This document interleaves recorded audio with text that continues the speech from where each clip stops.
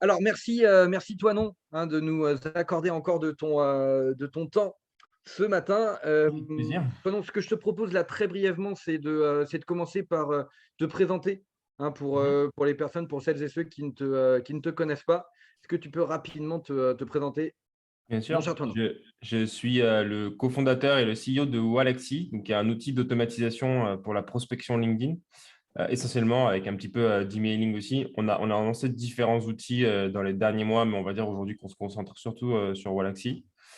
Que dire? Personnellement, j'aime beaucoup, tout ce qui touche au marketing, à la vente, à la psychologie particulièrement. Je trouve que c'est un aspect qui se mixe en fait dans tous les métiers de l'entrepreneur, que ce soit dans le management, dans la vente, dans le marketing, dans la création de contenu. Et à tous les moments, il y a une nécessité, d'empathie et de se mettre à la place de l'interlocuteur, de la personne qu'on a en face. Et je trouve cet exercice particulièrement intéressant. Donc voilà, psychologie, biais cognitif, tout ça, c'est vraiment un sujet qui me passionne et que j'essaye de mettre en pratique après dans les différents sujets au quotidien. Trop cool, bah, c'est, une super introduction. Là, aujourd'hui, moi, je t'avais invité pour parler vraiment du sujet, prospection, B2B sur lequel, Mhm. la psychologie aussi, s'applique, pleinement, hein, puisqu'il s'agit bah, justement, on va en parler. Moi, hier, ce je voulais te proposer de te poser une première question. Hem Mais avant ça, je rappelle les règles à tout le monde. C'est que, si c'est en live, c'est pour qu'il y ait de l'interaction et que, justement, on soit vraiment en mode échange direct avec vous et Toinon et Toinon a énormément de pépites à partager de manière générique, mais, surtout ce qui va être intéressant, c'est, de pouvoir, rebondir par rapport à vos questions spécifiques, à vos activités spécifiques, à vos problématiques spécifiques et que vous puissiez de repartir de là avec du concret. Donc j'ai une première question, toi non, pour introduire, c'est moi j'ai une définition de la prospection. Toi, quelle est ta définition de la prospection? On avait déjà parlé ensemble la dernière fois. Pour moi, la prospection, essentiellement dans sa partie digitale, puisque c'est la partie que je connais, c'est-à-dire que je ne peux pas parler d'appel à froid ou de prospection en physique au porte-à-porte, mais sur la partie vraiment aujourd'hui, les deux canaux principaux qui sont LinkedIn et l'emailing, même s'il y a quelques autres canaux fantaisistes, on va dire que la prospection digitale en B2B, elle est essentiellement sur LinkedIn et par email. Mmh. Et pour moi, la définition, c'est d'envoyer le bon message à la bonne personne et au bon moment. Et c'est Mmh. vraiment ces trois piliers-là qui font Mmh. une prospection quali qui donne des résultats en fait. Et du coup, ce qu'on avait déjà commencé à dire la dernière fois, c'était, il y avait déjà une difficulté. Enfin, il y a une difficulté sur ces 3 piliers, c'est de savoir si c'est le bon moment. Mm. Et par contre, il y a 2 leviers sur lesquels tu peux être beaucoup plus en maîtrise. C'est, bonne personne, bon message. Alors du coup, est-ce qu'on peut rentrer déjà dans ce sujet-là? Oui, bien sûr. Effectivement, sur le bon moment, c'est des fois assez difficile de définir le bon moment. Tu as plusieurs manières de C'est possible? Enfin, je Attends, je crois que toi non, attends, excuse-moi, je crois que j'ai désactivé ton son par erreur, je suis désolé. Hop, c'est bon, je l'ai réactivé. Yes. Je disais, tu as une difficulté à définir le bon moment puisque tu ne sais pas forcément quand ton conseil est disponible. Tu as plusieurs manières de voir le bon moment. Ça peut être dans la journée. Au fond, recevoir un call d'email à 8 heures ou à 16 heures, ça a finalement assez peu d'impact, surtout quand tu démarres. Moi, je préfère dire qu'il faut éviter les mauvais moments. Donc, c'est l'exemple qu'on prenait Mmh. ensemble la dernière fois, mais selon les métiers que tu vas prospecter, un comptable entre le 15 décembre et le 31 janvier, voire le 31 février, il n'est pas réceptif à la prospection, il a d'autres problèmes à gérer. Donc, ça ne va pas être le bon moment pour lui. Ça va être une période où on Mmh. va éviter de le prospecter. Donc, ça demande de bien connaître sa cible, en fait, de savoir est-ce qu'il y a des moments dans l'année ou dans la journée où il est particulièrement peu disponible. Et ensuite, les deux piliers les plus importants, finalement, c'est Mmh. vraiment le bon message et la bonne personne. Ça commence par la bonne personne, parce qu'en fait, une fois que tu as la bonne personne, c'est beaucoup plus facile d'écrire le bon message. Il y a une problématique qui revient souvent, c'est que les gens font des listes de prospects assez généralistes et après, au moment d'écrire le message, ils se rendent compte que ils savent pas quoi écrire parce que ils voient bien que c'est pas pertinent parce que la cible est trop large. Et donc, en fait, le premier travail, c'est vraiment la segmentation. C'est vraiment organiser des listes de prospects euh, de la manière la plus granulaire possible, hein. Qu'on automatise ou pas, c'est à peu près le même principe. on va chercher à ajouter un maximum de filtres pour organiser ses prospects sur des listes la plus granulaire possible. Quand je dis granulaire, ça peut être une granularité par poste. Donc là, je parle essentiellement de LinkedIn où en fait, on va partir d'une recherche sur LinkedIn et on va chercher des fonctions. Donc, par exemple, je veux les directeurs des achats dans les groupes de supermarchés parce que je vends une solution B2B pour ces personnes-là, par exemple. Donc, vous avez cette segmentation par titre qui est importante. Vous avez cette segmentation par zone géographique. Donc, évidemment, par pays selon votre activité, mais on peut aller plus loin aussi. On peut utiliser la segmentation géographique par région ou par ville. Ça, c'est assez pertinent pour avoir des approches qui sont assez personnalisées. Et c'est un gros avantage, c'est que LinkedIn aujourd'hui vous limite à 1000 résultats dans votre recherche. Et en fait, au-delà, vous ne pouvez pas y accéder. Donc, il faut partir d'un principe quand vous utilisez LinkedIn pour faire de la segmentation, c'est que si votre recherche donne plus de 1000 résultats, ce n'est pas bon. Et il faut ajouter des filtres pour sous-segmenter. Ça va vous permettre d'avoir plus de granularité, donc plus de personnalisation possible dans vos approches, donc une meilleure qualité de liste, et d'accéder à plus de profils parce qu'en fait, il vous donne accès aux 1000 résultats. Donc, par exemple, si je cherche les commerciaux en France, je vais accéder aux 1000 premiers résultats, mais peut-être qu'il y en a 30 000. Or, si je segmente par ville, je mets commerciaux à Bordeaux, commerciaux à Paris, commerciaux à Montpellier, et je vais avoir plusieurs recherches différentes de 1000 résultats. Et donc, au lieu d'accéder sur une liste de prospects commerciaux à seulement 1000 résultats, je vais pouvoir accéder à 2000, 3000, 5000, 10 000. Peut-être pas à 100% des 32 000, par exemple, mais on va pouvoir tendre vers des volumes qui sont plus intéressants.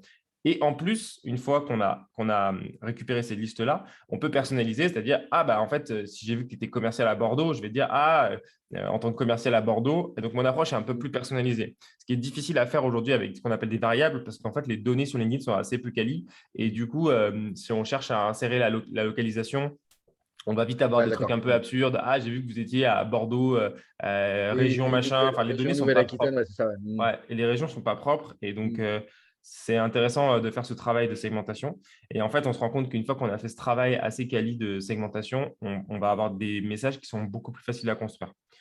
Avant de partir sur la partie message, il y a une vraie nécessité de retrier ces listes. En fait, LinkedIn vous donne sur une recherche bien faite 30% de faux positifs. Et une recherche bien faite, ça demande déjà une certaine expérience. Et la plupart des gens, du coup, se retrouvent avec 50 à 60% de faux positifs. Quand je dis faux positifs, c'est qu'en fait, vous cherchez un commercial à Paris et que vous retrouvez avec un assistant de direction, un entrepreneur, des postes qui n'ont rien à voir avec ce que vous avez cherché. Et vous ne voulez pas contacter des gens qui sont entrepreneurs ou assistants de direction en leur disant « Ah, j'ai vu que vous étiez commercial à Paris ». Évidemment, l'approche ne va pas fonctionner. Et donc, il y a un travail de retrait des listes à faire. Donc, si possible, faire une bonne recherche. On a des bons contenus là-dessus sur notre blog. Ouais, carrément. Et ensuite, retrier ces listes. Donc, passer sur sa liste. Là-dessus, c'est pareil. Avec Walaxy, vous pouvez faire ça assez facilement. On a un tuto aussi qui n'est pas encore sorti là-dessus. Mais en fait, l'idée, ça va être de refiltrer par titre et d'enlever ceux qui, de manière évidente, ne correspondent pas à la recherche qu'on a effectuée sur LinkedIn. Ça va vous permettre de tendre vers un 90%, 95% de vrais positifs. Et donc, finalement, c'est votre palier max, puisque si dans votre campagne de prospection, il y a 2 personnes sur 3 qui ne correspondent pas aux gens que vous voulez cibler, ces 2 personnes sur 3, c'est évident qu'elles ne vont pas répondre à ton approche parce que l'approche ne sera pas pertinente. Donc, on va chercher à maximiser le nombre de gens qui correspondent à ta cible pour maximiser les résultats potentiels. Et ensuite, finalement, le message, c'est assez simple, entre guillemets. En fait, c'est à la fois très difficile et très simple, au sens où il y a un travail d'empathie. Il n'y a pas besoin de faire des messages compliqués pour que ça marche. Mais il y a une règle assez simple, c'est vraiment ce travail d'empathie. C'est vraiment le fait de se mettre à la place de la personne et de se demander, cette personne ne me connaît pas, elle n'a jamais entendu parler de moi, et elle reçoit un message de moi, elle ne sait pas qui je suis, pourquoi elle me répondrait? Et du coup, en lisant mon message, est-ce que vraiment il y a une raison qu'elle me réponde? Et l'exercice, on peut le pousser en disant, s'il y a 10, 20, 30 personnes qui lui envoient un message similaire dans la journée, si elle doit répondre à une seule personne, pourquoi elle me répond à moi? Et en fait, en faisant cet exercice, on se rend compte que la plupart des messages de prospection sont très auto-centrés. Donc, on va arriver, salut, je m'appelle machin, je fais ça et je veux te vendre au truc. Et en fait, non, la personne, elle s'en fout de qui tu es, de ce que tu fais, et elle veut savoir ce que tu lui veux, en fait. Et si tu lui dis ouvertement, je veux te vendre un truc, non, ça ne m'intéresse pas. Tu n'as pas mis en avant ta proposition de valeur. Donc, Pour ça, il y a plein d'autres stratégies qui marchent bien, qui sont plus ou moins efficaces. Le premier, vas-y, tu veux. Alors, N'hésite attends, pas à parce que du m'interrompre coup, si tu avant qu'on rentre là-dedans, parce qu'il y a déjà une première question Ouais. de Marie Clémence. Donc, du coup, je te propose Bonjour. qu'on prenne sa question et qu'on Allez, ça enchaîne marche, ça. carrément. Allez, vas-y, Marie-Clémence, lance le Ok, bal. bonjour à tous. Moi, ma question, elle était hyper simple parce que je suis dans le cas de figure que tu décris, c'est-à-dire que j'ai des types de prospects différents. Et je voulais savoir si sur LinkedIn, c'était possible, enfin, je sais pas trop comment expliquer, mais justement de créer des répertoires. C'est possible ou pas? Directement sur LinkedIn, tu peux le faire si tu as l'option Sales Navigator.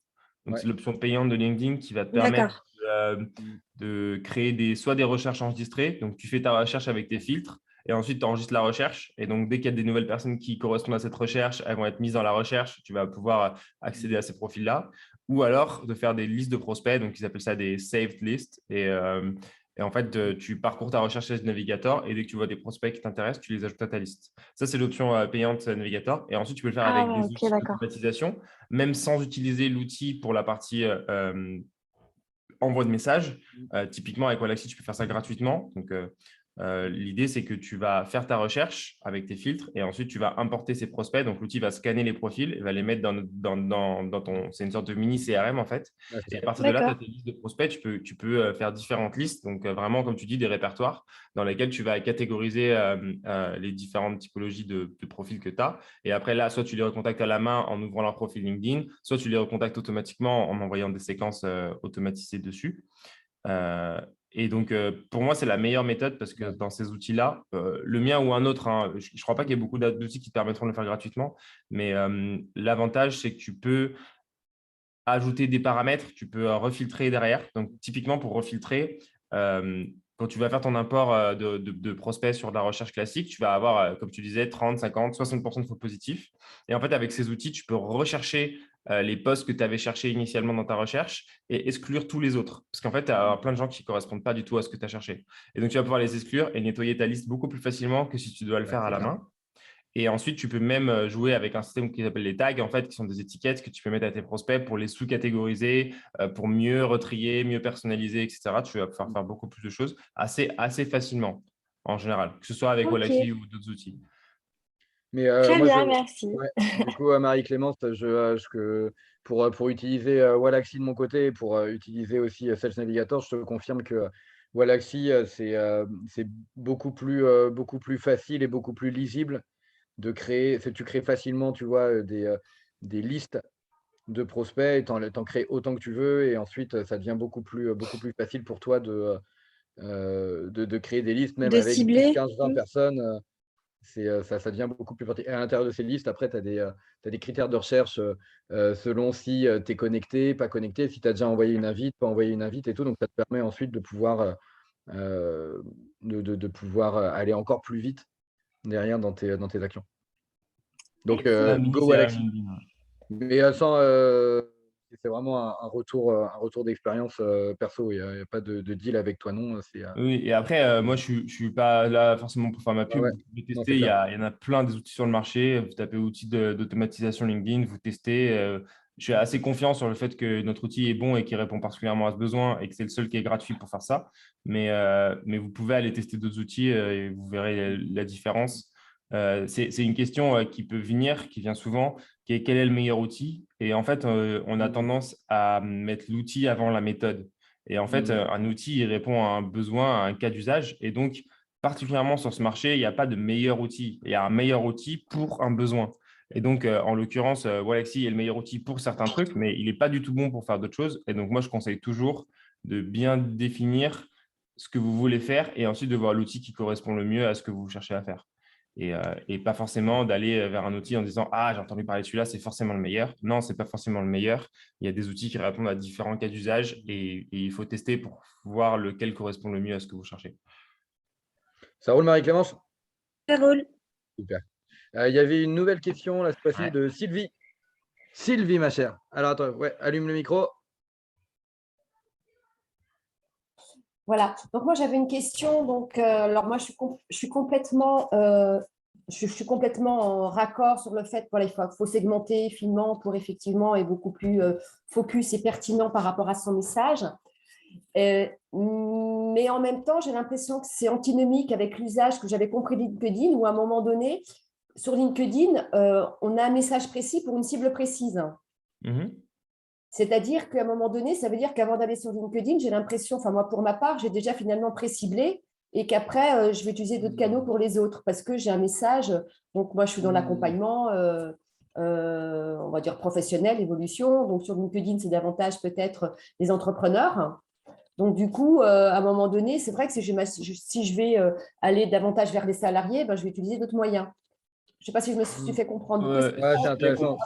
Très J'ai bien intéressant, compris, Sylvie. tu veux dire que LinkedIn, c'est déjà un canal où il n'y a qu'une cible finalement que tu cherches à atteindre et que les autres cibles, tu les atteins via d'autres canaux. Et donc, Oui, en fait, c'est pour se faire entendre, pour avoir un message clair.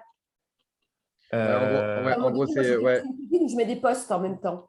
Ouais, bah du coup, les posts, c'est un autre sujet, effectivement, qui est une super stratégie et qui est hyper complémentaire à la prospection, puisqu'en fait, tu interagis avec des gens avec qui tu vas échanger un message, etc., qui font que tu vas augmenter les chances qu'ils voient tes contenus. Et donc, c'est une manière de les nourrir, en fait. C'est-à-dire que des fois, la prospection, ça ne suffit pas à les convertir. Ils ne sont pas trop au courant du problème que tu résous, etc. Et donc, ils vont voir tes contenus. Moi, ça m'arrive souvent de contacter des gens.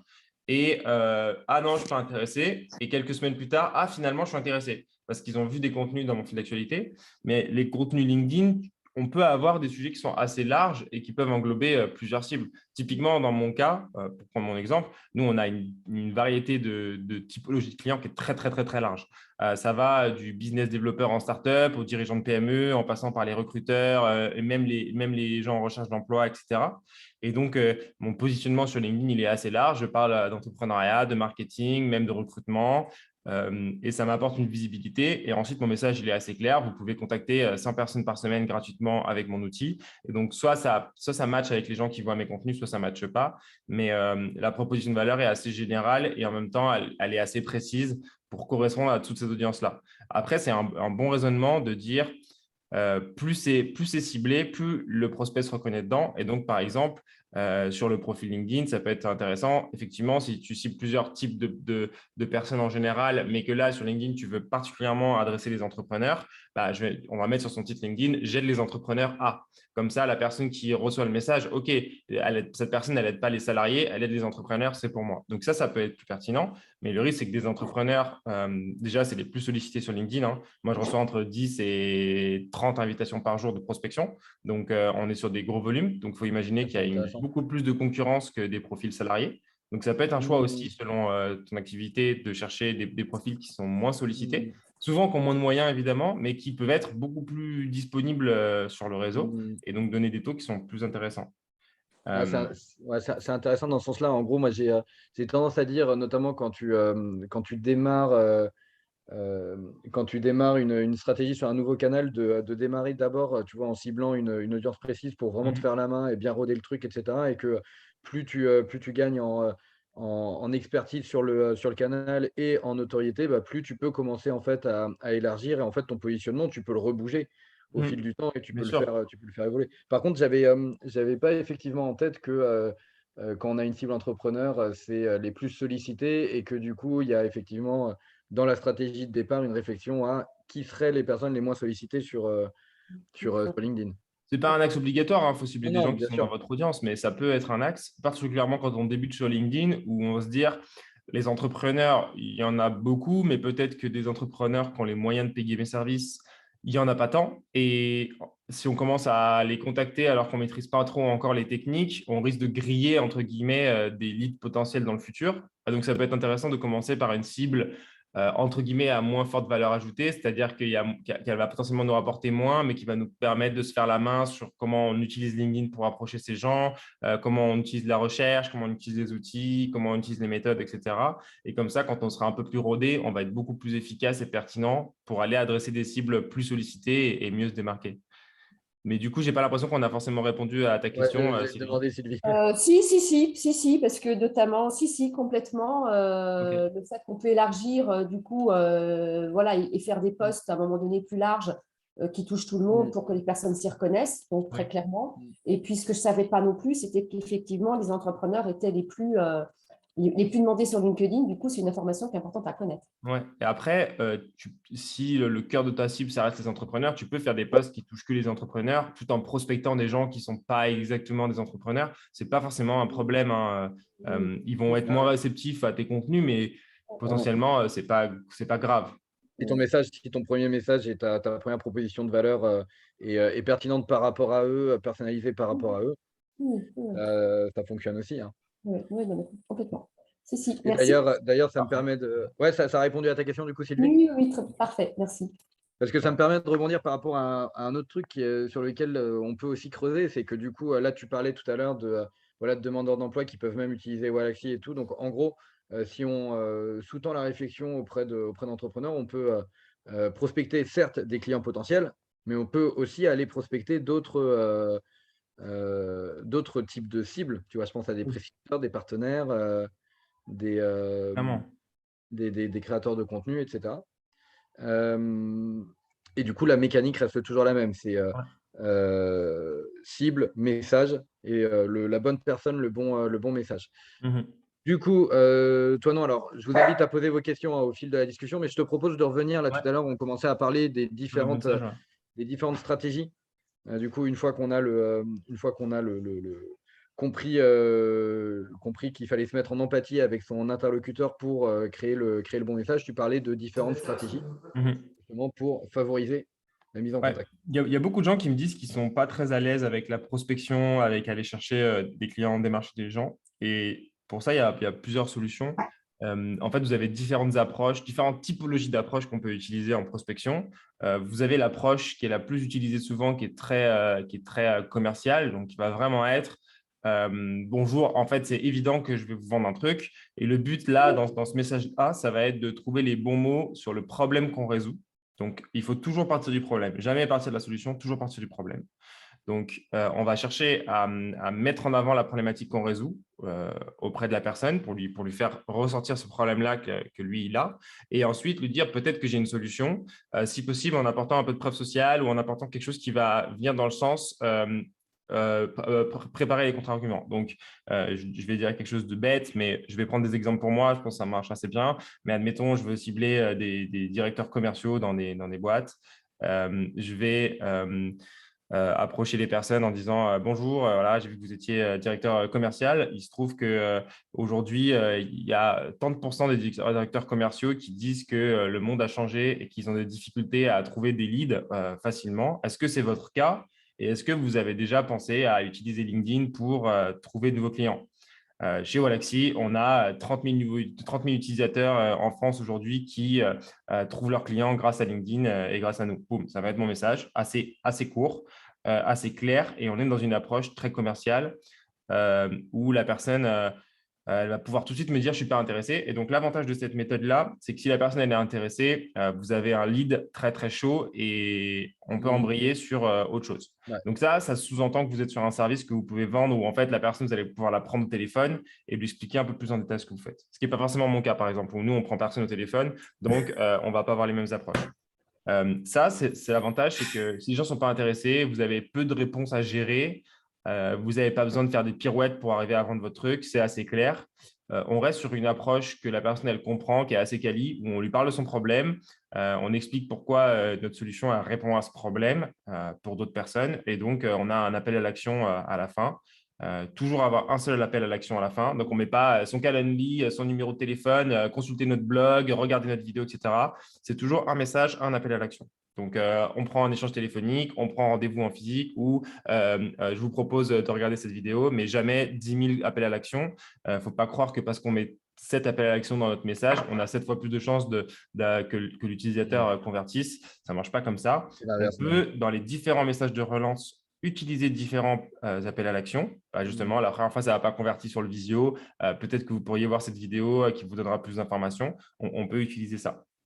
Donc, excusez-moi, je vais revenir sur des trucs plus fondamentaux avant de revenir sur les messages, parce que je me suis un peu écarté. Mais aujourd'hui, ce qui marche bien, c'est d'avoir des systèmes de séquences de messages. Donc, on va envoyer un premier message ou une invitation sur LinkedIn avec ou sans notes. Et ensuite, on va relancer le prospect. Ça ne sert à rien de relancer le prospect 10 fois. La plupart des réponses, 99% des réponses sont obtenues dans les 3 premiers messages. Donc, moi, je n'envoie quasiment jamais plus de 3 messages consécutifs. Et donc, en général, on va avoir un premier message qui pose le contexte. Donc, problème du prospect, solution potentielle, preuve sociale et appel à l'action. Ensuite, on va avoir un deuxième message qui va être des fois un peu plus loin, un peu plus complémentaire, qui va apporter des précisions du type, là, je vous ai donné mon premier message tout à l'heure, le message de relance, ça va pouvoir être bonjour, je me permets de vous relancer. Là récemment, on a les directeurs commerciaux de tel type d'entreprise qui ont démarré leur acquisition LinkedIn avec Wallaxy et qui, depuis, ont obtenu un retour sur investissement fois 30 par rapport à l'abonnement Wallaxy. J'aimerais beaucoup voir si cette solution peut s'adapter à vos problématiques d'acquisition.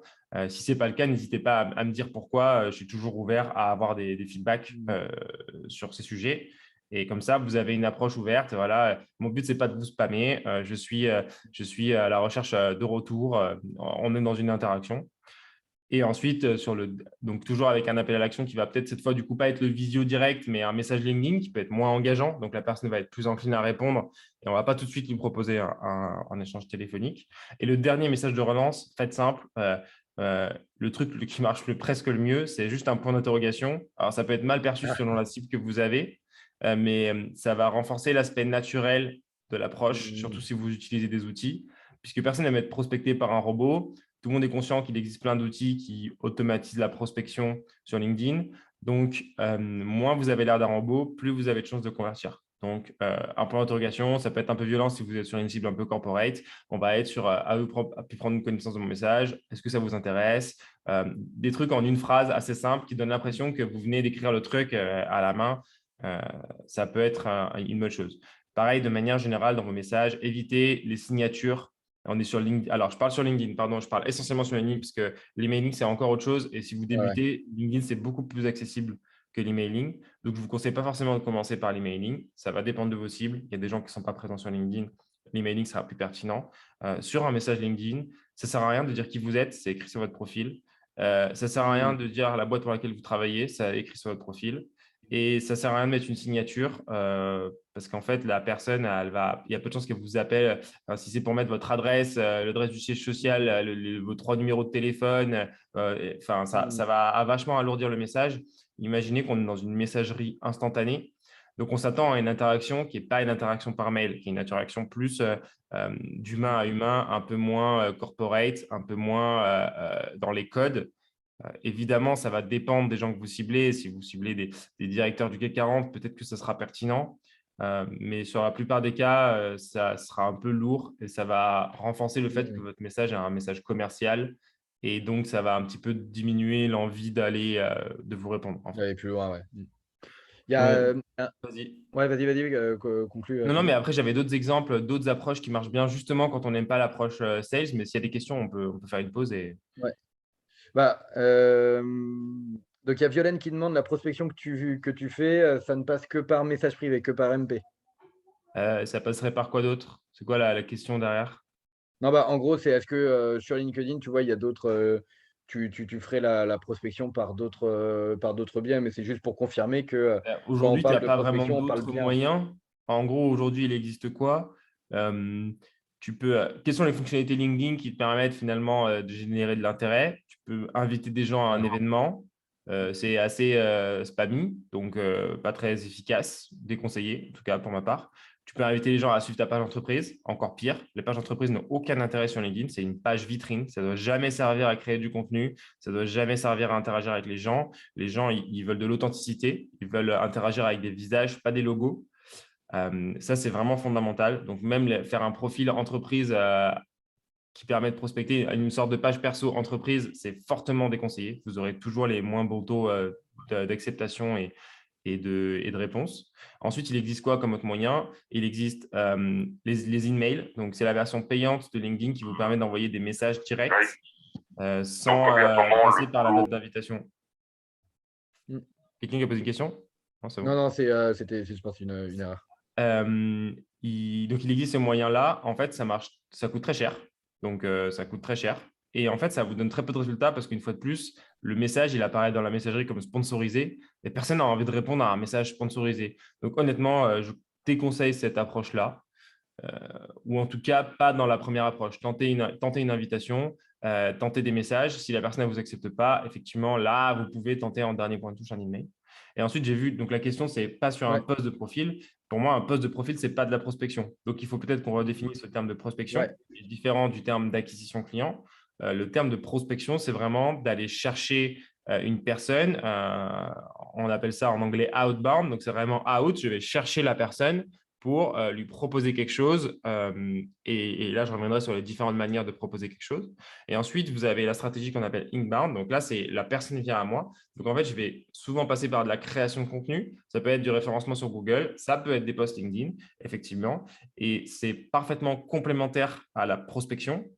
Comme je disais tout à l'heure, puisque ça va augmenter les interactions. La prospection va augmenter les interactions avec vous. Et donc, vous allez avoir des chances que ces gens-là voient vos posts. Et donc, vous allez avoir un double effet qui est qu'on appelle qui se base sur un biais cognitif qui s'appelle l'effet de simple exposition, qui est un biais cognitif basique de la publicité. Et ce biais cognitif, il dit plus vous êtes exposé à un stimulus, plus vous avez de chances d'en avoir une image favorable. Donc, en fait, Ouais. plus la personne que vous avez prospectée va voir des posts à vous sur LinkedIn, plus elle a de chances d'avoir une image favorable de ce que vous faites et de vous considérer comme un expert du sujet. Petite parenthèse, un post LinkedIn, ce n'est pas un post où on parle de soi et on dit à quel point son service est bon. Un post LinkedIn de qualité, c'est un post sur lequel on apporte de la valeur. C'est-à-dire qu'on parle d'un sujet qui intéresse son audience. Si possible, on partage des expériences, des connaissances, du savoir qui, d'un point de vue du lecteur, le lecteur doit se dire « Waouh, cette personne, elle est intéressante ». Si vous prenez des photos de vous en selfie dans le dernier salon d'agriculture, ça n'intéresse personne et particulièrement pas vos prospects. Et vous n'allez pas mettre en avant cette expertise. Donc, c'est tout un métier, on va dire, de créer du contenu sur LinkedIn. Sur notre blog, on a pas mal de choses aussi qu'on pourra vous partager. Pas forcément le sujet du jour, parce que c'est un gros sujet.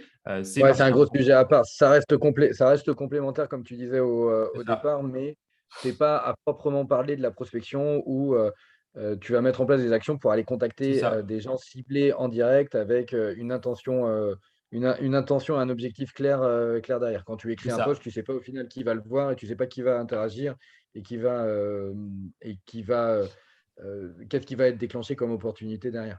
C'est ça. Ce qu'il faut savoir sur le contenu LinkedIn, il y a pour faire vite, il y a 3 règles sur ce sujet-là qui sont apporter de la valeur. Donc, ce qu'on veut, c'est se mettre à la place du lecteur et se dire, c'est mon prospect potentiel, c'est mon futur client. Qu'est-ce qu'il pense de moi quand il lit le post? Est-ce qu'il pense que je suis auto-centré ou est-ce qu'il pense que je suis généreux, que j'apporte de la valeur? Et on va être sur le principe de réciprocité, qui est aussi un autre biais cognitif, et qui dit que si vous apportez quelque chose à quelqu'un, il se sent redevable. Et donc, si vous lui apportez un savoir, une connaissance, votre expertise gratuitement dans un post, il y a de fortes chances qu'il se sente redevable, consciemment ou inconsciemment, et qu'il soit plus enclin à interagir avec vous. La deuxième règle, c'est la régularité. Ça, c'est fondamental. Ça ne sert à rien de faire 10 posts la première semaine et 0 la deuxième. Il vaut mieux faire un post par semaine ou un post par mois pendant une longue période. Ça sera toujours plus efficace que beaucoup de contenu sur peu de temps. Donc ça, c'est la deuxième règle. Et la troisième règle, c'est l'interaction. Donc, ça veut dire répondre aux gens qui commentent, ajouter les gens qui commentent, interagir avec eux pour montrer que vous êtes actif et pour continuer d'apporter de la valeur. Et enfin, j'ai vu du coup qu'il y avait encore des gens qui demandaient sur la page entreprise. Il y a plein de raisons pour lesquelles il ne faut pas publier avec une page entreprise. La première, c'est qu'il faut savoir que le modèle économique de LinkedIn, c'est de faire payer des pages entreprises de la pub. Donc, par définition, l'algorithme, il va réduire la portée de base des publications parce qu'il veut que vous payiez pour que vos publications soient visibles. Ça, c'est la première chose. La deuxième, c'est que les gens, ils interagissent avec des humains, pas des logos. On est dans un réseau social. Dans le réseau social, il y a social et entre entreprise et personne, il n'y a pas social. On n'interagit pas avec des marques comme on interagit avec des humains et les gens recherchent de l'authenticité. Donc, on va avoir très peu d'engagement. Et je prends toujours un exemple, mais vous allez voir la page Coca-Cola France. Elle a 6 millions d'abonnés. Coca-Cola est probablement une des marques les plus connues au monde. Vous regardez les posts LinkedIn qu'ils font, ils ont 50 likes, 3 commentaires. 50 likes en commentaire, vous faites à peine 1000 vues avec une page entreprise. Ça peut vous paraître beaucoup, mais en fait, avec un post personnel sur LinkedIn, on peut facilement faire sans expérience 2000, 3000, 5000. Moi, je suis plutôt autour de 15 000 vues par post. Donc on peut facilement atteindre des audiences élevées que vous n'aurez jamais avec la page entreprise. Donc, je ne vous empêche pas de le faire, mais vous allez mettre de l'énergie dans un On truc vous qui ne empêche va de pas rien. apporter On de vous empêche retour de sur rien. investissement. Donc, je ne sais pas comment vous recommander. Toi, non, il y a pas mal de questions, donc je te propose de les reprendre. Alors, avant de te donner la main, Erwan, il y a Sophie qui pose une question très rapide qui est: certains semblent avoir paramétré leur profil pour ne pas leur envoyer de message, mais proposent d'être uniquement suivis. Est-ce exact? La réponse est oui. En gros, il est possible maintenant d'activer le mode créateur sur son compte perso, et ça, c'est plus à destination de ceux qui veulent justement travailler en inbound, parce que ça a tendance à pouvoir, ça active des options de création de contenu différentes de ce que tu peux avoir traditionnellement. Mais par contre, ça ne veut pas dire que quelqu'un qui met en avant le bouton suivre ne peut pas être contacté en direct. C'est juste qu'il faut faire une manip supplémentaire quand tu passes pas par un Exactement. outil. Il faut juste faire Toi, plus, et en plus, sur le profil, vous avez se connecter. se connecter. Donc, du coup, c'est possible. Donc, oui, pour répondre à ta question, c'est exact, mais ça ne veut pas dire qu'on ne peut pas connecter, qu'on ne peut pas proposer aux gens de se connecter avec une invitation. Ça roule, Sophie? Dis-moi dans les commentaires si on a répondu à ta question. Et Erwan, vas-y, pose ta question à toi. Et ensuite, Violaine. Alors, en fait, ma question, c'est si je résume le propos, les posts. Alors, moi, j'ai pas de page LinkedIn proprement parler de mon entreprise. J'ai une page LinkedIn qui me touche moi, qui est erwandrabo.bar. Donc, en d'autres termes, c'est pas une marque, c'est pas une entreprise. Donc, l'algorithme va pas me solliciter pour faire des pubs de mon entreprise puisque c'est moi. Du coup, j'ai regardé comment on appelle ça, les vues de mes posts. En général, c'est 5-6 000. Donc, en d'autres termes, je raconte ma vie, c'est-à-dire évidemment, pas mes selfies au salon d'agriculture, j'entends bien. Mais par contre, je peux, avec l'accord de mon client, je peux montrer des backstage de mon travail. Ce qui fait que voilà, c'est de l'immersif pour d'autres prospects. Ils voient le job que je fais, comment je le réalise, comment j'accompagne mes clients, etc. Et parallèlement, via des MP, je peux faire donc de la prospection pour d'autres clients. C'est bien ça, en gros, dont il s'agit. Absolument. Et ce que tu peux faire en plus sur ton contenu, faut imaginer que du coup, si tu fais du backstage, tu vas beaucoup parler de toi. Et en fait, les gens, ils veulent que tu parles d'eux. C'est un principe de base humain. Et donc, c'est intéressant aussi. Je ne sais pas quel est ton métier. C'est quoi ton métier, ton expertise? Photographe, vidéaste. OK. Par exemple, tu peux, pour renforcer ton expertise auprès des prospects, faire des contenus qui vont expliquer les 3 erreurs faites par un jeune photographe débutant. Et en fait, tu vas mettre en avant des compétences que tu as sur comment prendre une photo sous un bon angle, les meilleurs. Je ne maîtrise pas du tout la photo, donc ce n'est peut-être pas des bons exemples. Mais l'idée, c'est que tu peux faire des contenus très qu'on appelle activables, qui apportent de la valeur. C'est-à-dire que même si la personne, elle n'y connaît rien en photo, ça peut être divertissant pour elle. Et je ne vais pas rentrer trop dans le détail, mais en gros, on visualise toujours le contenu comme un funnel. Donc, c'est un entonnoir. Et en fait, plus tu es haut dans l'entonnoir, plus tu cibles des gens qui sont larges. Donc, tu vas être des contenus sur les 3 meilleures photos que j'ai vues en 2022. Plus tu vas descendre, plus tu vas être sur du contenu activable qui est proche de ta cible. Donc, ça peut être du contenu qui montre comment tu fais en backstage. Ça peut être des tutos explicatifs sur comment faire une bonne photo, etc.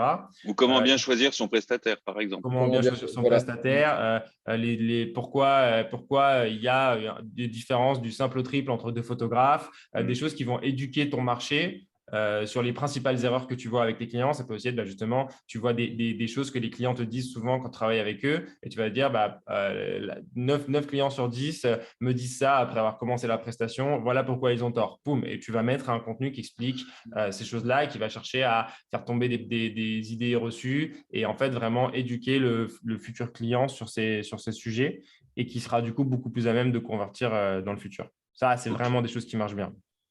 Merci, cool, avec merci. Plaisir. Et d'ailleurs, si je rebondis par rapport à la complémentarité entre la création de contenu et l'approche en MP, c'est que quand quelqu'un entre en connexion avec toi, LinkedIn pousse tes posts, enfin en tout cas les posts suivants, auprès de lui pour voir justement si lui va interagir avec ton contenu. Donc, il y a une vraie complémentarité intelligente à faire entre une création de contenu récurrente, même si ce n'est pas le sujet du jour. Bon, au final, on est en train d'en parler parce que ça reste important. Et la démarche de rentrer en contact avec des personnes bien ciblées, parce que du coup, le contenu qu'on crée va aussi être au départ mis en contact avec eux. Et LinkedIn va du coup, si votre premier message était bon, bah, du coup, ça fait une cohérence globale à votre démarche. Est-ce que tu confirmes ça, toi, non ou, Ouais, c'est pas forcément aussi systématique, mais effectivement, en fait, il faut imaginer que l'algorithme LinkedIn, son but, c'est aux utilisateurs de les garder sur le réseau, donc de leur montrer du contenu qui correspond à ce qu'ils cherchent. C'est le principe de base. Tous les 5 posts, vous avez un post sponsorisé, donc il faut que vous passiez le plus de temps à scroller LinkedIn pour apporter le plus d'argent à la plateforme. Et donc, l'algorithme va toujours chercher à observer avec qui vous interagissez sur le réseau, que ce soit en message privé ou en commentaire, pour vous proposer des contenus de gens avec qui vous avez interagi, parce qu'il va estimer que c'est des contenus qui sont les plus pertinents pour vous. Et si je vous donne un exemple, moi, j'ai plus de 20 000 abonnés sur LinkedIn, je dois avoir 15 000 relations, un truc comme ça. Je ne vois jamais les contenus de mes 15 000 relations. Je vois les contenus d'une trentaine de personnes maximum, qui sont les personnes avec qui j'ai interagi régulièrement, beaucoup en commentaire, un peu en message privé. Et il m'a construit une bulle, et c'est le fameux problème des réseaux sociaux, où je suis dans une bulle dans laquelle j'ai que les gens que j'apprécie et des contenus qui m'intéressent. Et en fait, c'est vraiment le but de LinkedIn. Et donc, quand vous interagissez avec les gens, elle va dire « Ah, cette personne, elle a interagi avec elle. Peut-être que je vais lui montrer de ses posts pour voir si ça l'intéresse d'avoir des contenus de cette personne-là. » Et ensuite, il va confirmer via l'engagement. Donc là, c'est vraiment la clé du contenu LinkedIn, c'est les likes et les commentaires. C'est ce qui augmente la portée de vos publications. C'est ce qui définit le nombre de vues. Et donc, plus vous avez d'interactions, plus vous avez de vues. Et les gens qui interagissent poussent votre contenu dans leur réseau. Il y a un effet de réseau où si je commande votre post, il y a de fortes chances que des gens dans mes relations avec qui j'ai interagi récemment voient aussi votre post parce que ça va le pousser dedans. Et il y a cet effet de réseau où LinkedIn va se dire « Ah, bah, si lui, il commente ce post-là, peut-être que les gens autour de lui vont être aussi intéressés par ce post-là. » Et donc, ça va le pousser dans ces trucs-là. Par contre, dans les trucs un peu techniques de l'algorithme LinkedIn… Ouais. Ouais, c'est un plaisir. Moi, je trouve que c'est savoureux. Alors, attends. Ouais, Juste parce que ça vient d'être évoqué comme ça, je n'embête plus personne, je vous promets, Mathieu, je me tais après. On est bien d'accord que l'algorithme se met en action à partir de 500 personnes dans son réseau. Tant qu'on n'a pas atteint ce palier, de toute façon, elle ne bouge pas, quoi. Il ne se passe rien, en fait. Hein. Non, il n'y a aucune raison que ce soit comme ça. L'algorithme, il est en action au jour 0 de ton inscription. D'accord. Et avec les premiers contenus avec lesquels tu vas interagir. Même on a tendance à dire que LinkedIn est généreux en proportion sur ton premier post ou tes premiers posts pour que ça te donne envie de continuer. Hop, alors, merci Arwan. Maintenant, tu te tais, ok? Je rigole. Alors, Violaine qui demandait, mais je pense qu'on a commencé à y répondre, forcément associer message privé et post. Le prospect à qui j'envoie un MP ira voir mon profil. Est-ce que je poste? Non. Oui, c'est ça, c'est le principe vertueux de faire les deux en même temps. Je vous ai partagé sur le chat 5 personnes qui créent du contenu, qui sont connues pour… c'est leur métier en fait de créer du contenu LinkedIn. Et donc, ils documentent beaucoup ce qu'ils font. Ça peut être des sources d'inspiration pour vous, autant sur la forme de leur contenu que sur les informations qu'ils vont partager, puisque justement, eux, ils créent du contenu à valeur ajoutée pour aider les gens à se lancer à créer du contenu sur LinkedIn. Donc, ils vont vous partager plein de tips activables. À vous après de vous faire une idée si vous aimez bien ces gens-là. Mais c'est cool. Non, c'est cool, merci toi. Non, c'est vraiment une bonne première liste. Marie-Clémence. Oui, non, c'était pour comment compléter ce que disait Erwan, mais du coup, c'est pas le sujet, donc très très rapidement. Moi perso, j'ai pas un nombre de sujets incroyables et surtout, ce que je me demande, c'est vraiment, est-ce qu'il faut que ce soit systématiquement inédit comme contenu ou est-ce qu'on peut faire une sorte de redondance avec des choses qui reviennent ou pour le coup, c'est vraiment une erreur à éviter? Alors déjà, ce n'est pas le sujet. Le sujet, c'est ce que vous avez envie qu'on aborde comme sujet. Si c'est plus important pour vous le contenu unique et la prospection, moi, ça fait aussi partie de mon expertise. Donc, le but, c'est de répondre à vos questions. Donc, je pense pas qu'il y a, mais non, mais vas-y, on suit un sujet qui les… soit pas le sujet. en- Tu fais les Voilà, questions, je hein. veux pas. Non, mais je Non, pense mais que t'inquiète, t'inquiète, moi Mike. aujourd'hui, je pense que c'est important la création de contenu Mm. et c'est beaucoup moins pratiqué. Et il y a encore un Eldorado sur LinkedIn parce que c'est le seul réseau où vous pouvez avoir de la viralité. Quand on dit viralité, c'est que vous pouvez faire plus de vues que les gens qui vous suivent. Et en fait, ça vous permet d'atteindre des audiences qui ont jamais interagi avec vous. Et ça, c'est la force de LinkedIn qui vous permet d'aller chercher des gens que vous n'auriez jamais touchés autrement. Donc, ça, c'est cool. Euh, pour répondre à ta question, il faut faire de la redondance, absolument. Tu vas voir les 5 personnes que j'ai mises, tu vas voir même mes contenus. Tu scrolles 10 ou 15 posts, tu vas voir que c'est toujours les mêmes idées qui reviennent. Et en fait, une Ok. idée, elle peut être transformée en une infinité de contenus différents parce qu'elle peut être abordée sous différents angles, sous différents formats, de différentes manières. Et en fait, aujourd'hui, quand tu démarres une stratégie de contenu, tout le monde a un nombre de sujets limité. Je pense que tu sous-estimes le nombre de sujets que tu peux aborder parce qu'aujourd'hui, les gens cherchent de l'authenticité. Donc, on ne cherche pas forcément à savoir que ce que tu fais professionnellement, mais aussi qui tu es personnellement, tes aspirations, ta vision du monde, etc. Donc, il y a plein de contenus à faire sur ça aussi parce que chaque personne est unique. Elle représente un parcours de vie qui est unique et qui, du coup, elle a des choses à partager aux autres. Ça ne va pas forcément intéresser tout le monde, mais le but, ce n'est pas d'intéresser tout le monde. Le but, c'est d'intéresser une certaine typologie de gens qui ont envie de savoir ce que tu fais, qui tu es et les contenus que tu partages en fait. Donc, une des bonnes stratégies, c'est de définir les contenus qu'on va appeler donc le bas de funnel. Donc, les gens qui sont là, c'est les gens qui sont vraiment prêts à convertir. Donc, c'est des contenus qui vont intéresser vraiment les gens qui sont prêts à convertir dans ton activité, donc qui peuvent être intéressés par tes services.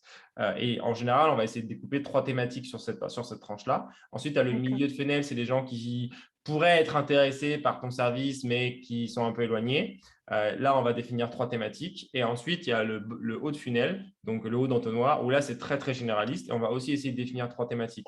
Ça va te faire 3 thématiques. Et 3 thématiques par truc, ça te fait 9 thématiques. Et 9 thématiques, ça fait une infinité de sujets.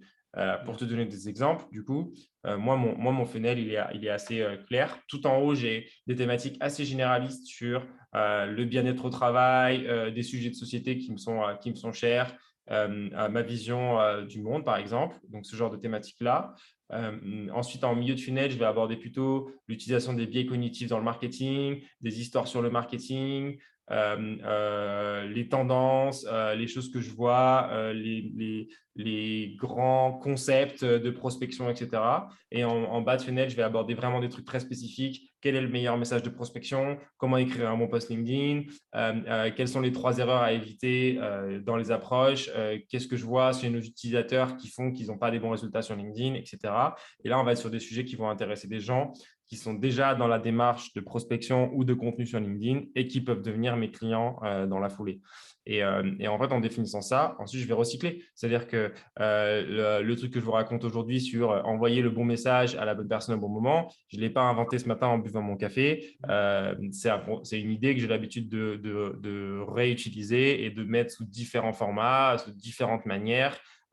Sous plein de posts et ça passe du contenu vidéo comme aujourd'hui, ça passe dans du contenu et articles que j'écris, ça passe dans des articles de blog, ça passe dans des posts LinkedIn. Il y a une variété de formats dans lesquels je recycle des idées tout le temps sous différents formats de différentes manières et ça, c'est le fondement même de la création de contenu. C'est très, très difficile de se renouveler en permanence et c'est une bonne pratique. Parce que ce qu'on veut, c'est que son audience finale aussi, elle comprenne le message, les idées qu'on partage, elles soient ancrées. Et pour ça, il faut les répéter. C'est essentiel. Merci Yes. beaucoup. Ça Merci répond beaucoup. vraiment à ma question pour le coup. Donc, top. Merci. Merci Toinon, merci Marie-Clémence. Alors, Florenco, alors j'imagine que c'est pas ton prénom. Non, c'est Laetitia. Ouais, Laetitia. Laetitia, ta question, s'il te plaît. Alors, moi, en fait, c'est par rapport au tunnel. Donc, moi, Florenco, je suis fleuriste. Donc, en fait, quand tu dis qu'au début, tu généralises, donc ce serait plus tout ce qui est écologique, etc. Après, par exemple. tu redispatches. Et c'est là, en fait, la transition, parce qu'il faut rester dans ton corps de métier, mais sans être trop généraliste, en fait, si je comprends bien. Ouais. Ouais. Et après, Ouais. tu généralises vraiment à ton corps de métier. Ouais. C'est à peu près ça l'idée. Après, il n'y a rien de fixe. Je vois d'autres questions sur justement dans le chat. LinkedIn, c'est la reine du personal branding. Oui, c'est ça. Le but, c'est en fait, on est en train de construire une marque qu'on appelle une marque personnelle. Donc, ce que tu veux, c'est que ton nom, ton prénom, ta photo LinkedIn, ton titre LinkedIn, il soit associé à ce que tu fais, mais aussi à qui tu es et du coup aux valeurs que tu portes. Et de plus en plus, les gens, ils veulent savoir aussi, chez les créateurs de contenu, chez les marques, quelles sont les valeurs que tu portes. Et donc, tu n'es pas obligé de parler que de ton cœur de métier.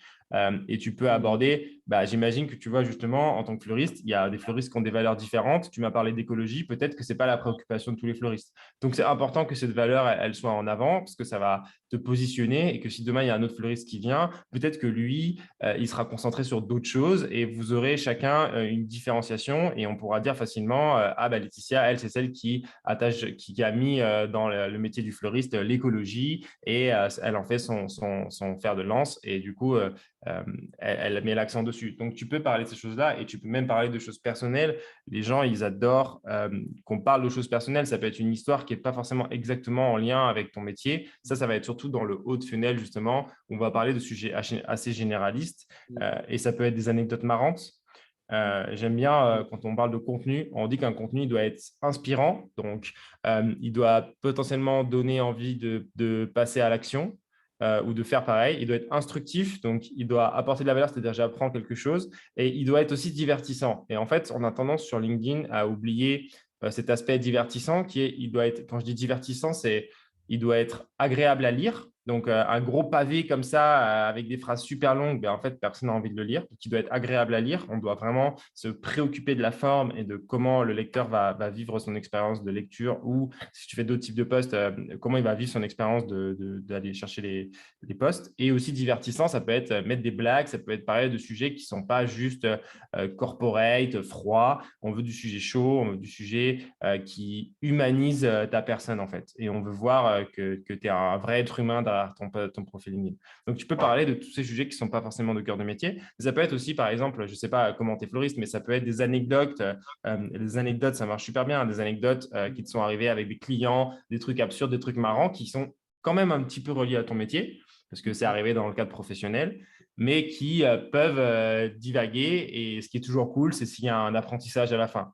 À la fin, en conclusion, il y a une sorte d'apprentissage sur cette histoire que tu nous racontes qui fait qu'on part du poste avec cette partie instructive. Je ne sais pas si ça répond trop à ta question. C'est difficile de faire très, très personnalisé. C'est très propre à chacun. Mais on ne parle pas… C'est bon parce que c'était surtout le fait, je pensais qu'il fallait vraiment rester cœur de cible, en fait, et qu'on ne pouvait pas justement généraliser. En fait, il faut imaginer que vu que c'est un entonnoir, ton cœur de cible, tes posts en cœur de cible, ils vont toujours faire moins de vues que tes posts en pas cœur de cible parce qu'ils touchent moins de monde. Et ce n'est pas grave, c'est normal, c'est ce qu'on veut. Plus tu es bas dans l'entonnoir, plus ça apporte de la valeur aux gens, donc plus ils se sentent concernés par ton contenu. Et plus tu es haut, plus tu es généraliste, mais ton but, c'est de faire rentrer des gens dans l'entonnoir. Donc, les gens arrivent en haut, ils voient ton premier contenu sur une anecdote marrante qui t'est arrivée, et puis ils mettent un commentaire ou un like parce qu'ils ont trouvé ça bien. Donc, la fois suivante, LinkedIn leur montre ton post suivant, qui est un post qui parle plus des bonnes pratiques, de pourquoi on doit mettre l'écologie dans le monde de la culture des fleurs et quelles sont les grandes innovations sur ce sujet. Ah, intéressant, etc. Et ensuite, ton bas d'entonnoir, ça va être les 3 tips pour conserver ces fleurs une fois qu'elles sont coupées, par exemple. Je dis un truc bête. Et donc, à la fin, moi, je suis rentré en haut, j'ai vu ton premier post, ton deuxième post, ton troisième post. A priori, je ne suis pas intéressé par les fleurs, mais du coup, la prochaine fois que j'organise un événement et que j'ai besoin d'un fleuriste, peut-être que je vais penser à toi. Et en fait, la différence entre la prospection et le contenu LinkedIn, et c'est assez fondamental, la prospection va vous donner des résultats à court terme. Vous allez activer des gens au jour 0, vous allez envoyer un message. Si ça marche, poum, il rentre et il devient client assez vite. Le contenu LinkedIn, le but, ce n'est pas de vendre. Le but, c'est de faire en sorte d'éduquer et que le jour où la personne réalise qu'elle a le problème ou qu'elle a besoin de votre solution, vous soyez la solution évidente pour cette personne-là. C'est vraiment une notion de marque. C'est-à-dire que si tu as soif d'un Coca, la marque Coca est suffisamment forte pour qu'il y ait peu de chances que tu aies envie d'aller boire un soda, Lidl ou j'en sais rien. Parce que la marque est forte. Et Coca, quand il fait une pub sur les arrêts de bus, son but, ce n'est pas que tu achètes tout de suite un Coca. C'est que quand tu as envie d'une boisson rafraîchissante, ce qui te vient à l'esprit, c'est le Coca. Et c'est ça la grosse différence. Et donc, on ne va pas du tout chercher absolument à vendre en mettant « Oh, je suis trop bien, mon service, c'est le mieux ». Non, c'est voilà qui je suis, on discute, on interagit, on est des humains. Et à un moment, c'est une évidence pour les gens qui te suivent que tu es la solution. Et ça va te permettre d'interagir de manière beaucoup plus quali. Et en fait, tu es en train de leur vendre, mais ils ne se rendent pas vraiment compte. En fait, tu es en train de commencer à leur donner envie d'en savoir plus, de réfléchir à ce dont ils ont besoin, leurs problématiques, etc. Et comme tu es indirectement avec ton contenu en train de les accompagner dans ce cheminement-là, bah, tu vas être, tu vas être à la fin de leur processus de réflexion, comme tu les auras accompagnés sur tout le trajet, en fait. Si on reprend l'exemple de Coca à l'arrêt de bus, bah, pendant ton trajet en bus, tu vas te dire: «Tiens, j'ai soif, qu'est-ce que je vais me prendre à la fin?» Et quand tu vas sortir du bus, bah, tu auras vu, Coca et tu auras Coca en tête. C'est ça. Et bon, vraiment, alors, c'est un exemple très écologique en plus. On est vraiment parfait, en termes de métaphore. Mais ouais, ça répond à ta question du coup, Laetitia? Ah, totalement. Merci beaucoup. Ah, c'est cool. C'est Parfait. cool. Bah, je trouve que ça reste intéressant. On est parti sur la prospection et au final, on se rend compte qu'on arrive naturellement sur la création de contenu. Mais au final, parce que les 2 sont liés et c'est juste que, comme tu disais, la prospection, c'est résultat court terme. Et du coup, faut bien garder en tête que quand on se met en prospection, c'est sur une logique de campagne. On n'est pas obligé du coup de faire de la prospection tout le temps. Par contre, c'est important de garder, quand on est dans la création de contenu, une régularité, une récurrence. Ça fait combien de temps que tu crées du contenu, toi, non, sur LinkedIn? Et 2 ans et demi, je pense, que je publie sur 2 ans LinkedIn et à peu demi, ouais. près. Et là, au bout de 2 ans et demi, toi, en termes de régularité, tu peux dire, là, en nous regardant droit dans les yeux, que tu as tenu quoi comme régularité de création Moi, de ça fait contenu? 6 mois que je publie 2 fois par jour. Ouais, Mais c'est assez extrême, hein. Vous n'êtes pas ouais, obligé ouais. de publier 2 fois par jour. J'ai vu tout à l'heure la question. Le plus important, c'est de tenir le rythme qui vous convient. Et en fait, c'est comme le sport, le contenu, il faut y prendre du plaisir. C'est-à-dire Mm. que vous allez toujours vous demander comment quelqu'un fait pour publier 2 fois par jour. Comme si vous ne faites pas de sport, vous allez voir quelqu'un s'entraîner tous les jours à la salle et vous allez vous dire comment il fait. Et en fait, c'est juste qu'il y prend du plaisir. Donc, il ne se pose pas la question. C'est un moment de plaisir pour lui. Et donc, faire des abdos à la salle, ça lui procure du plaisir. Et pour une personne qui ne prend pas de plaisir à ça, euh, bah, elle va avoir du mal. C'est pour ça que c'est important de trouver aussi le ton qu'on a envie d'adopter, d'être soi-même, parce que ce sera beaucoup plus facile de créer du contenu si vous êtes vous-même que si vous êtes quelqu'un d'autre. Et le but, c'est pas d'être quelqu'un d'autre, c'est d'être vous-même et ce sera beaucoup plus facile. Et pareil sur la typologie de contenu. On est tous différents. Moi, par exemple, je suis très peu bon en tout ce qui est design. Donc, en fait, faire des carousels, donc sur LinkedIn, vous avez la possibilité de faire des PDF. En fait, c'est un PowerPoint et vous pouvez ensuite slider. Ça marche super bien. C'est parmi les contenus qui vont vous faire le plus de portée quand ils sont jolis et bien faits. Mais moi, je suis nul à ça. Ça prend beaucoup de temps, donc j'en fais pas. Ça ne m'empêche pas d'avoir plein de vues, hein. Et on est tous différents. Dans mon équipe, j'ai notre UX, UI designer, donc c'est tout ce qui fait toutes nos interfaces et toute la partie graphique de la boîte. Elle préfère faire des carousels. Donc, elle fait quasiment que des carousels. On fait 1 ou 2 par semaine. Donc, beaucoup moins. Par contre, elle a déjà fait plus d'1 million de vues sur un post que moi, j'ai jamais fait. Donc, c'est variable. Il faut trouver son contenu. Je ne recommande pas forcément de mettre absolument des photos libres de droit si vous voulez illustrer vos posts. C'était une tendance à un moment, ça marche moins bien. Donc, trouvez le type de contenu qui vous convient. C'est pareil, on peut rapidement aborder. Les sondages, ça va toujours faire plus de vues, mais les vues sont moins quali. Donc, les sondages sur LinkedIn, ça marche bien. Vous allez avoir une super portée, mais en fait, les gens voient peu votre post, ils retiennent peu le contenu, et donc l'impact de ce contenu il est assez limité. Moi, je recommande d'utiliser les sondages pour des vraies questions qui vous importent. Donc, ça peut être, par exemple, justement, quand vous êtes en train de choisir votre titre LinkedIn ou définir votre approche. Ça peut être des manières de questionner votre audience pour leur demander leur avis. Évitez juste, vous êtes plutôt thé ou café ou pas au chocolat ou chocolatine, ça n'a pas grand intérêt. Et vous allez faire des vues, hein, c'est bien, mais en fait, vous Ouais. n'allez pas générer de clients avec ça et vous allez plus passer pour un con, donc pas recommandé. Merci, toi, non. Alors, du coup, ce que je vous propose, bah, ça fait déjà une grosse heure qu'on est ensemble pour parler prospection, pour parler création de contenu sur LinkedIn. Et je pense que on a répondu à peu près à toutes les questions. Est-ce que. Moi, j'aimerais bien revenir sur la partie qu'on n'a pas fini sur les contenus des messages. Avant ça, je vois une question sur est-ce que c'est fastidieux de trouver des idées Ouais, à ce rythme de j'allais parution? En poser fait, la c'est question. une bonne question. Euh, et pas du tout. En fait, la créativité, c'est un muscle qui se travaille. Et plus vous créez du contenu, plus vous avez d'idées. Moi, aujourd'hui, quand je crée un post, j'ai entre 2 et 3 idées supplémentaires de contenu. Donc, vous avez une sorte de truc infini où vous écrivez un contenu, vous avez 2, 3 idées. Et au bout d'un moment, vous êtes dans votre douche, pouf, j'ai une idée de post. Et en fait, vous allez créer une manière pour votre cerveau de fonctionner qui fait que dès qu'il y a une idée qui va apparaître, elle va quasiment, entre guillemets, se rédiger toute seule. En tout cas, vous allez tout de suite avoir le sens du contenu. Et là, la règle fondamentale, c'est d'avoir toujours quelque chose pour prendre des notes à portée de main.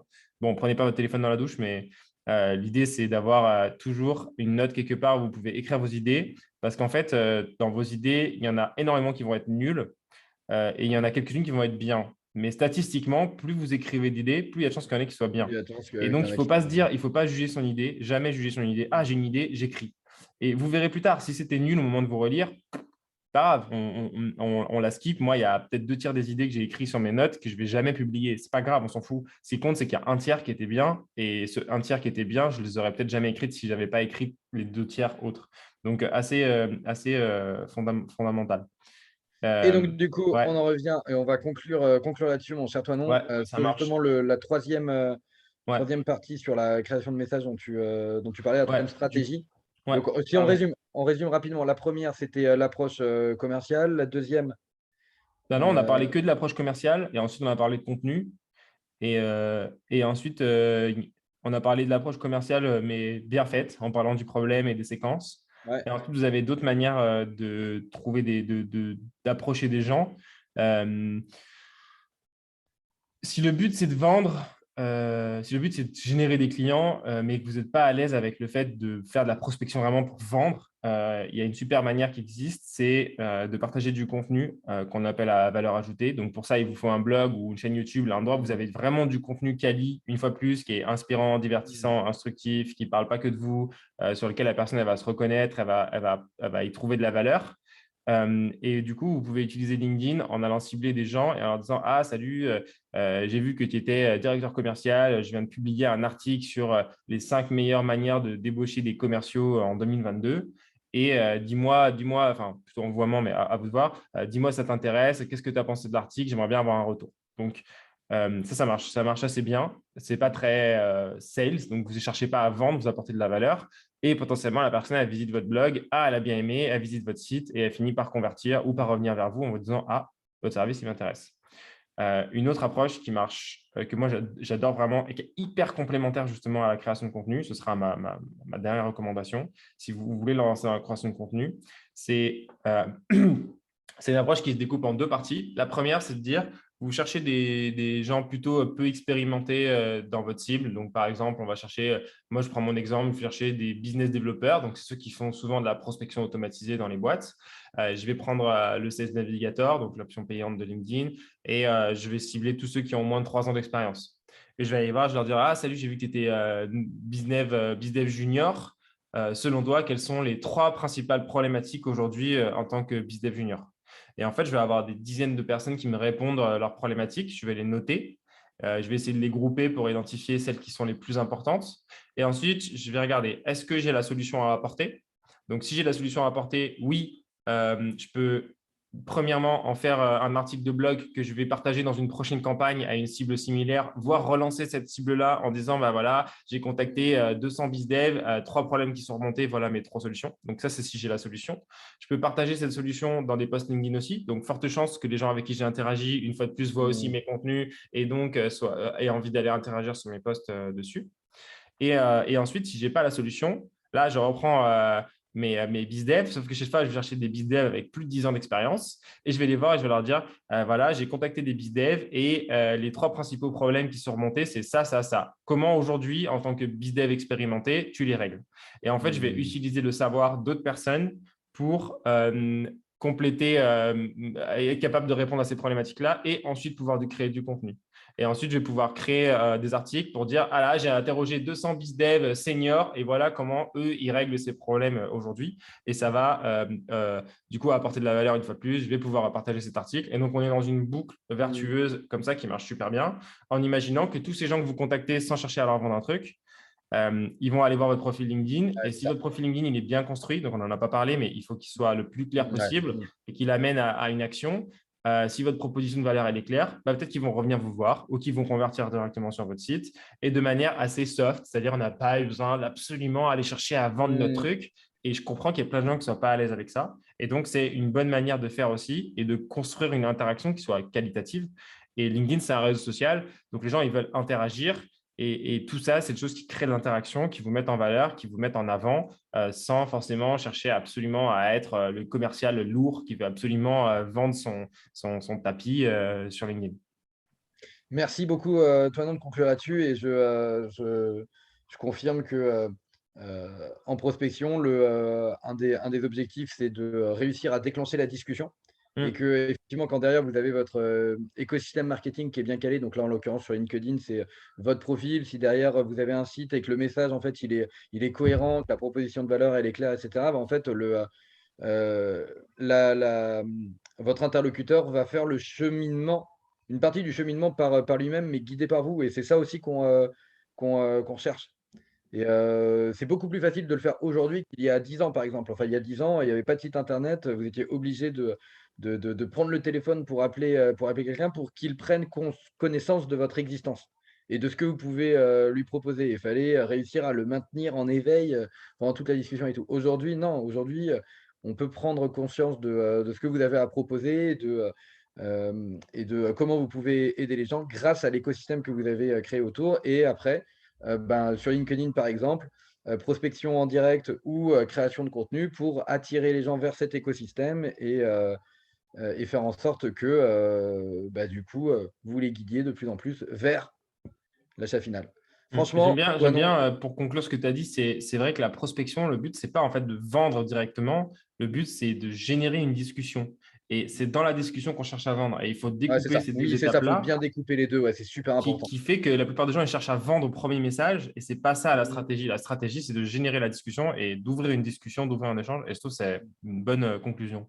Ouais, franchement, c'était vraiment. Mais merci beaucoup, Toinon. Avec Est-ce que vous plaisir. pouvez dire Super cool. dans les commentaires, envoyer un maximum de cœurs, de pouces en l'air, je ne sais pas comment on le dit, cet emoji là, tu sais, prière. Ouais, prière. Ouais. Hop, donc ouais, merci beaucoup. Franchement, vraiment, merci Toinon d'avoir pris tout ce temps et de nous avoir partagé Avec plaisir. ces- Je crois que tu as envoyé le lien du blog. Il n'est pas Ouais, je vais super bien fait pour trouver les articles, mais en cherchant les mots-clés, vous trouverez. On a genre 500 articles qui décrivent un peu Ouais, plus en détail de ce la que je bombe. vous ai donné. Et au pire, vous pouvez toujours nous contacter sur la landing sur walaxy.com et demander si vous cherchez un article précis, un sujet. On pourra au support vous donner le bon article qui correspond à ce que vous cherchez. Et du coup, vous pourrez approfondir ça avec des contenus écrits, des tutos et tout. Ce sera mieux pour vous, quoi. Et à Il y a l'oral. vraiment beaucoup de pouces en l'air. Ouais, je vois. C'est J'ai gentil. remis le lien du blog. Franchement, merci beaucoup, Toinon. Merci à vous tous, hein. Merci à vous aussi pour toutes ces interactions et enfin, c'est kiffant de pouvoir faire ces lives parce que vous êtes là et que vous interagissez, que vous avez des questions et que vous prenez la parole et tout. Et c'est ça qui fait que c'est extrêmement riche. Donc, merci à toutes et tous. Merci encore une fois, Toinon. Je vous souhaite Salut. une bonne fin de matinée. Rendez-vous à 14h pour un nouveau live avec David Gaudreau. On va encore parler de LinkedIn, mais là, on va plus parler de positionnement, de personal branding. Justement, ça va être vachement complémentaire. Excellent. Donc, rendez-vous 14h, tout le monde, s'il vous plaît. En plus, là, cette fois-ci, il y aura un accent québécois en plus. Donc voilà, en termes de variété, ça va être aussi intéressant. Donc voilà, merci beaucoup, Toinon. Merci à tous. Ciao!